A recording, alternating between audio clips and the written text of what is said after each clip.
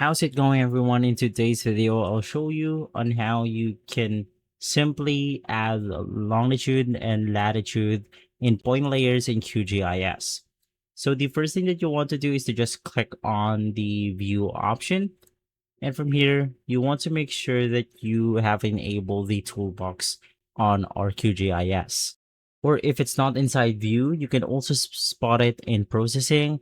And then we have our toolbox. So in here, you want to search for vector table. And then you simply want to select this specific option, which is to add X and Y fields to layer. So you could just simply double click on it. And then, of course, you could customize this to whatever you want to. But to make things easier, I'm just going to click on run. Basically, just go ahead and select your layer.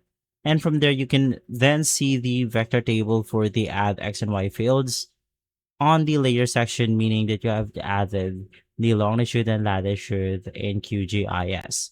If this video has been helpful, leave a like, subscribe, and follow us for more videos like this. As always, thanks for watching.